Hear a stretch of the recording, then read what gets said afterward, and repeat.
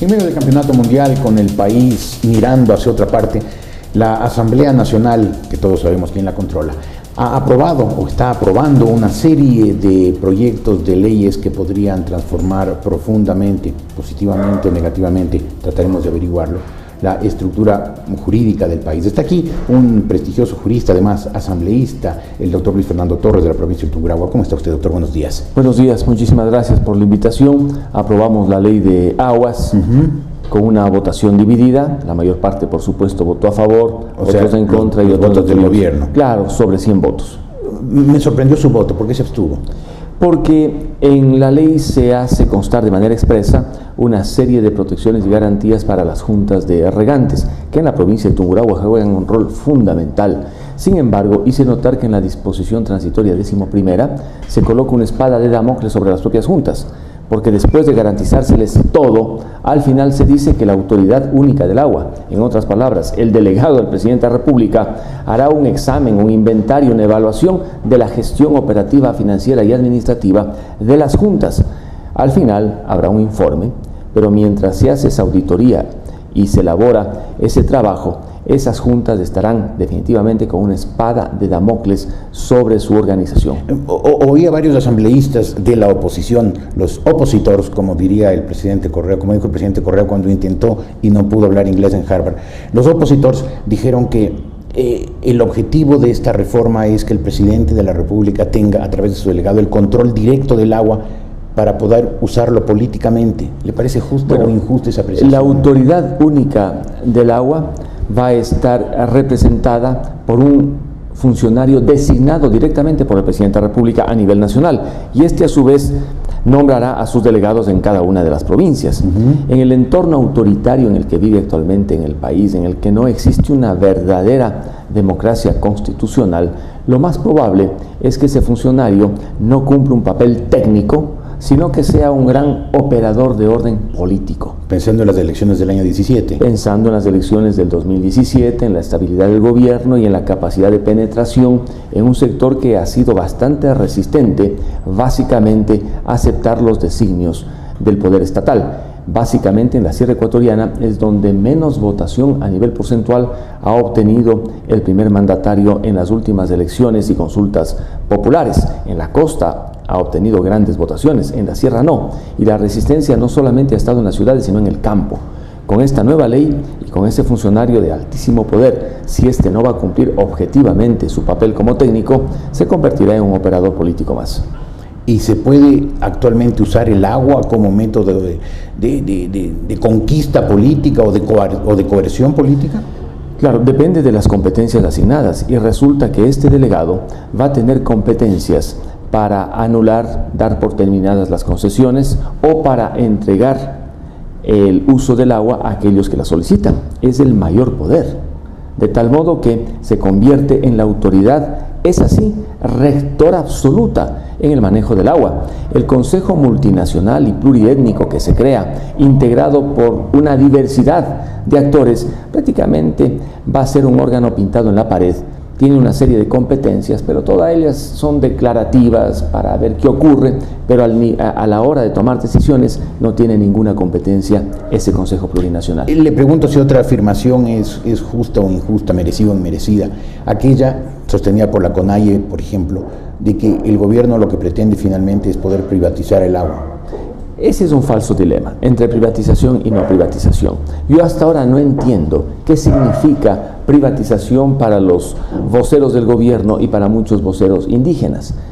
Si ahora el agua prácticamente es utilizada por sectores privados y comunitarios, una junta de regantes está compuesta por básicamente campesinos, ellos utilizan el agua. ¿Se ha privatizado o no se ha privatizado? Que existen industrias que tienen acceso al agua, es verdad, y que tienen que seguir utilizándola y pagando lo que tienen que pagar. Pero no se les puede decir, ustedes se quedan sin el agua, cierren la industria y vayan todos al desempleo. Lo propio pasa con la agricultura, básicamente para la exportación.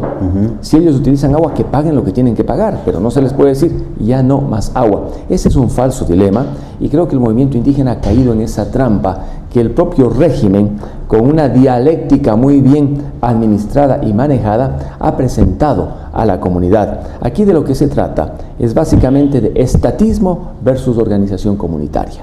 Y la ley, por supuesto, que es estatista. Ahora, que esta ley, en lo técnico, en las concepciones, es mejor que la ley que tenemos ahora de la dictadura de 1972, es verdad, pero le da tanto poder a la autoridad del agua que permite que no el Estado, sino el gobierno, prácticamente pueda penetrar en un sector que ha estado con sus puertas cerradas al proyecto gubernamental. Perfecto, me paso al tema enmiendas constitucionales que aparentemente se vienen.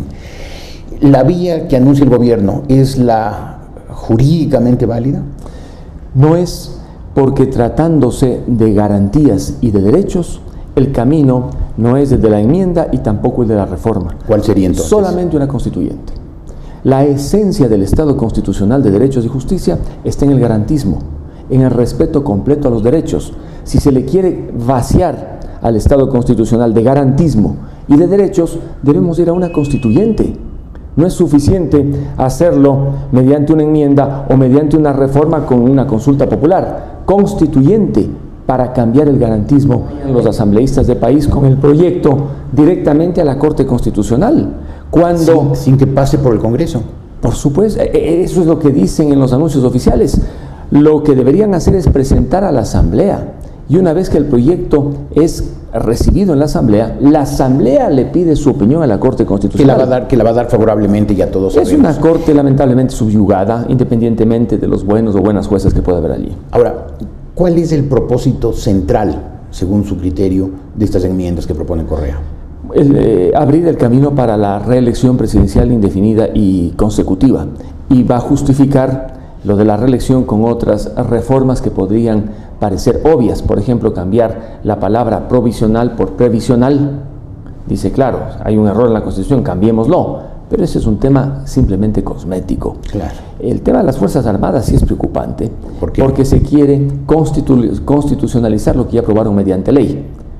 En la Asamblea demostramos que era inconstitucional que las Fuerzas Armadas asumieran tareas de la Policía Nacional.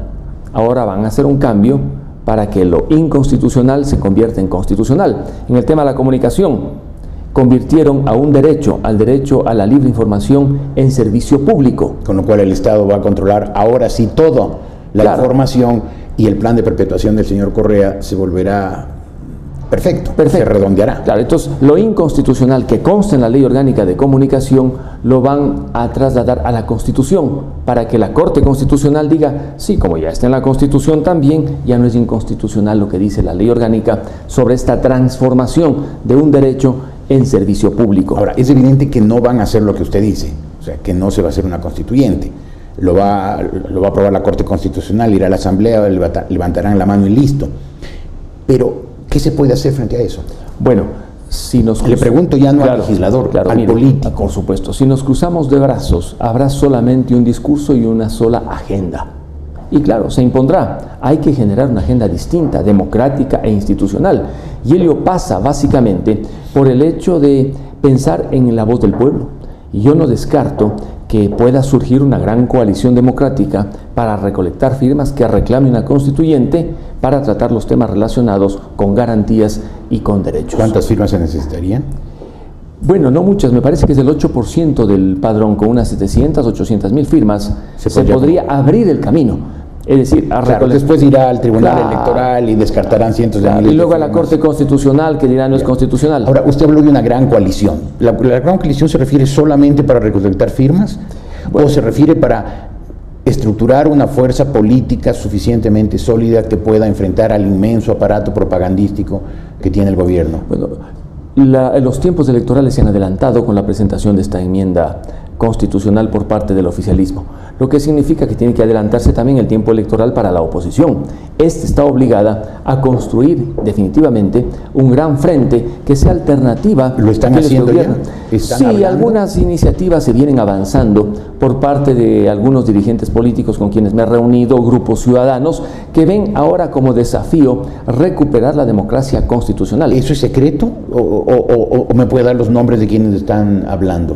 Bueno, mire, hemos conversado con Ramiro Aguilar, con César Montúfar, entre otros, sobre estos temas. Pero estamos hablando también de Guillermo Lasso, estamos hablando de Jaime Nebot, estamos por hablando supuesto. de Con ellos Mauricio Rodas. Con ellos yo no he tenido ninguna reunión, pero por supuesto con ellos se debe contar. Entiendo que Mauricio Rodas está fuera de cancha como candidato, sí, pero tiene en un movimiento 2017, político importante. pero es un gran elector, un alcalde importante que tiene que contar. Jaime Nebot indudablemente tiene una expectativa, a pesar de que él ha dicho que no quiere ser candidato, y el otro es Guillermo Lasso, que está muy bien posicionado en las encuestas, que tuvo una gran campaña electoral el año 2013, que bien podría estar allí, junto a otras personas. La idea es que demostremos la suficiente madurez para presentar un frente que no sea una alternativa electoral, sino una verdadera alternativa de poder y nos permita recuperar la democracia constitucional. De allí que yo veo que este frente puede aglutinarse alrededor del centro político. El centro ideológicamente no existe,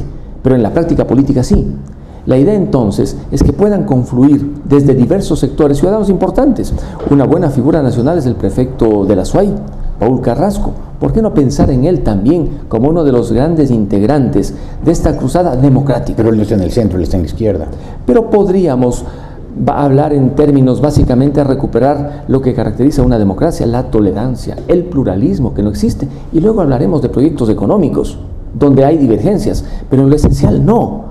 Es decir, usted propone que se reúnan todas las fuerzas democráticas para enfrentar al autoritarismo actual. Y una vez que lograron tomar el poder, ahí dirimir de otra manera, civilizadamente, en tolerancia, en democracia, sus diferencias. Claro, porque aquí el Ecuador tiene que escoger entre un modelo autoritario y un modelo auténticamente democrático, que recoja los principios de la democracia constitucional que poco a poco se ha ido perdiendo. Muy bien, doctor Torres, gracias por haber estado aquí.